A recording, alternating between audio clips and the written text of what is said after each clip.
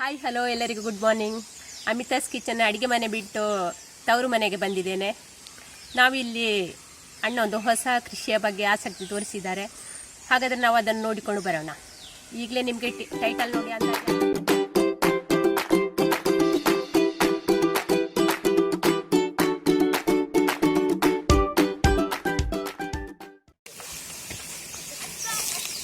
ಈ ಮೀನಿನ ಬಗ್ಗೆ ನಾವು ನಮ್ಮ ಅಣ್ಣನ ಹತ್ರವೇ ತಿಳ್ಕೊಳ್ಳುವ.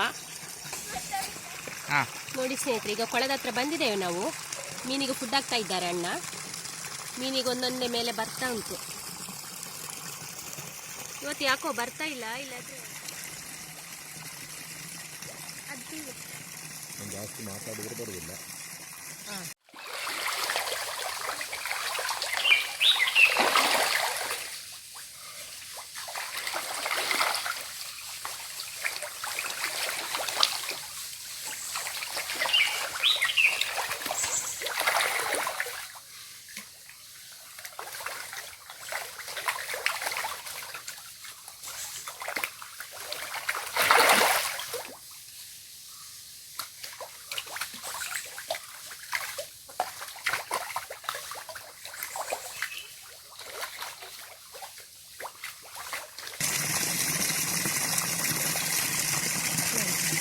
ಮತ್ತೊಂದು 2 ದಿವಸ ಸ್ವಲ್ಪ ಫುಡ್ ತೆಗೆದು ಕಡಿಮೆ ಆಗಿದೆ.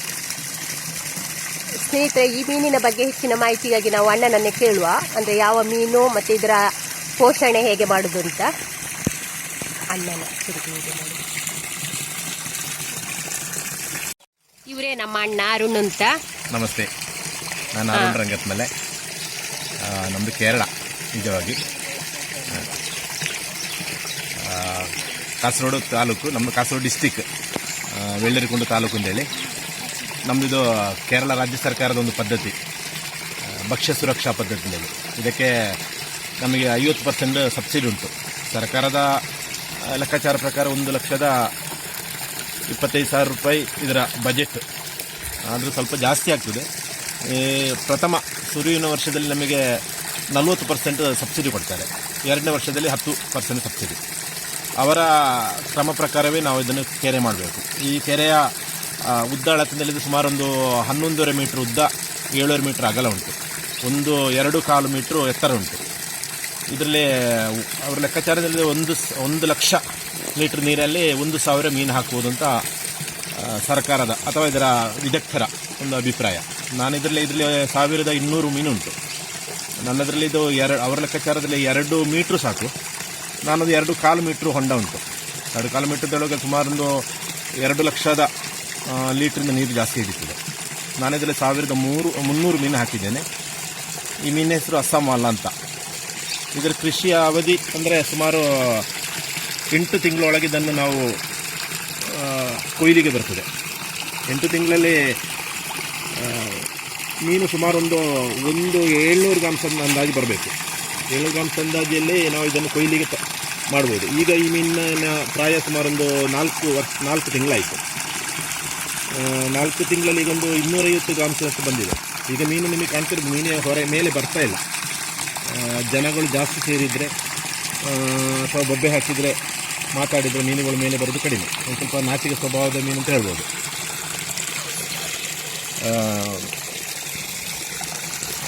ನಾನು ಇದರಲ್ಲಿ ಸರ್ಕಾರದ ಅಥವಾ ನಮಗೆ ಕ್ಲಾಸು ಕೊಟ್ಟ ರೀತಿಯಲ್ಲಿ ಮಾಡ್ತಾ ಇಲ್ಲ. ನಿಮಗೆ ಕಾಣ್ತಾ ಇರ್ಬೋದು, 3 ಪೈಪಲ್ಲಿ ನೀರು ಬರ್ತಾ ಉಂಟು. ಅದೇ ಥರ ಓವರ್ಫ್ಲೋ ಆಗಿ ನೀರು ಹೊರಗೆ ಹೋಗ್ತಾ ಉಂಟು.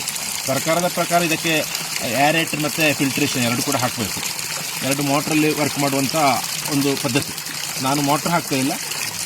ನೀರು ನ್ಯಾಚುರಲ್ ಫಾಂಡಿಂದ ನೀರು ಬರ್ತಾ ಉಂಟು. ಅದೇ ಥರ ಈ ಕೃತಕ ಫಾಂಡಿಂದ ನೀರು ಹೊರಗೆ ಹೋಗ್ತಾ ಉಂಟು. ವೇಸ್ಟ್ ಸ್ಲೇರಿ ನೀರುಗಳೆಲ್ಲ ಹೊರಗೆ ಹೋಗ್ತದೆ. ಸ್ಲೇರಿ ನೀರುಗಳು ಹೊರಗೆ ಹೋಗೋಗಿ ನೀರು ಕ್ಲೀನಾಗಿರ್ತದೆ. ನಿಜವಾಗಿ ನೀರಿನ pH ಟೆಸ್ಟ್ ಮಾಡಬೇಕು. ಪ್ರತಿ ವಾರಕ್ಕೊಮ್ಮೆ 10 ದಿವಸಗಳ pH ಟೆಸ್ಟ್ ಮಾಡಬೇಕು. ನಮ್ಮ ಈ ನೀರಿನ pH ಕೃತಕ ನೀರಿನ pH ನೊಂದಿಗೆ 6.5 ಇರೋದು. ಮೀನಿಗೆ 7 ಬೇಕು pH. ಕೆಲವು ಬೋರ್ವೆಲ್ ನೀರುಗಳು ಮಾಡ್ತಾರೆ. ಬೋರ್ವೆಲ್ ನೀರಿನ pH ಜಾಸ್ತಿ ಇರ್ತದೆ, 7.5 ಇರ್ತದೆ. ನಮ್ಮಲ್ಲಿ ಮೀನಿಗೆ ಬೇಕಾಗಿದ್ದು 7 ಇರಬೇಕು. ಈಗ ನೋಡಿ ಸ್ನೇಹಿತರೆ, ಇದು ಫಿಶ್ಶಿನ ಫುಡ್ ನೋಡಿ ಸ್ನೇಹಿತರೆ. ತವರು ಮನೆಯ ಗಾರ್ಡನ್, ರೆಡ್ ಆ್ಯಂಥೋರಿಯಂ. ಇದು ಬ್ಲಡ್ ರೆಡ್ ಎಷ್ಟು ಚೆನ್ನಾಗಿದೆಯಲ್ಲ. ಇನ್ನೊಂದು ವಿಡಿಯೋದಲ್ಲಿ ಇದರ ರಿಪೋರ್ಟ್ ಮಾಡೋದು ಮತ್ತು ಇದನ್ನು ಹೇಗೆಲ್ಲ ಚಟ್ಟಿಗೆ ಮಣ್ಣು ತುಂಬಿಸಬೇಕು ಆ ರೀತಿಯಲ್ಲಿ ವಿಡಿಯೋ ಮಾಡಿ ಸೆಂಡ್ ಮಾಡ್ತೇನೆ.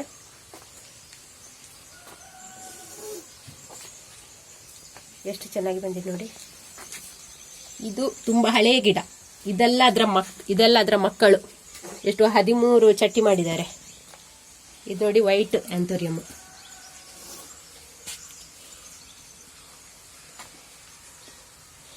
ಸುಮಾರು ಈ ಹಳೆ ಚಟ್ಟಿಗೆ ಒಂದು 2 ವರ್ಷ ಆಗಿರ್ಬೋದು. ಅದರಿಂದ ಇದೆಲ್ಲ ತೆಗೆದು 13 ಪಾಟ್ ಮಾಡಿಕೊಂಡಿದ್ದಾರೆ ನೋಡಿ. ದುಡ್ಡು ಕೊಟ್ಟು ತರದಿದ್ರೆ ಒಂದಕ್ಕೆ ಇದಕ್ಕೆ 500 ರೂಪಾಯಿ ಅಲ್ಲ. ಇದು ನೋಡಿ ಸ್ನೇಹಿತರೆ, ಪಿಂಕ್ ವೆರೈಟಿ ಕೂಡ. ಇದು ಸ್ವಲ್ಪ ದೊಡ್ಡದೇ, ಅಂದರೆ ಎಲೆಲ್ಲ ನೋಡಿ ಹೂವು ಎಲ್ಲ ದೊಡ್ಡ ದೊಡ್ಡ ಗಾತ್ರದಲ್ಲಿ ಉಂಟು. ಇದು ತುಂಬ ಹಳೆಯ ಗಿಡ ಮಾತ್ರ. ಇದು ಸುಮಾರು ವರ್ಷವೇ ಆಗಿರ್ಬೋದು. ಈಗ ಎಷ್ಟು ವರ್ಷ ಆಗಿದೆ ಅಣ್ಣ ಈ ಗಿಡಕ್ಕೆ? 5-6 ವರ್ಷವೇ ಜಾಸ್ತಿ ಆಗಿರ್ಬೋದು ಅಂತೆ. ಇದರ ಪಾಟ್ ಕೂಡ ತುಂಬಾನೇ ದೊಡ್ಡದುಂಟು. ನೋಡಿ ಮುಚ್ಚಿಟ್ಟಿದ್ದಾರೆ ಪಪ್ಪಾಯಿ. ಎಷ್ಟು ದೊಡ್ಡ ಉಂಟು. ಎಂತಣ್ಣ ಇದು ಹೆಸರು? ಇದು ರೆಡ್ ಲೇಡಿ. ರೆಡ್ ಲೇಡಿಯಾ?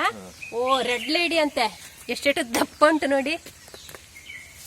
ತುಂಬಾ ಚೆನ್ನಾಗಿ ಉಂಟು.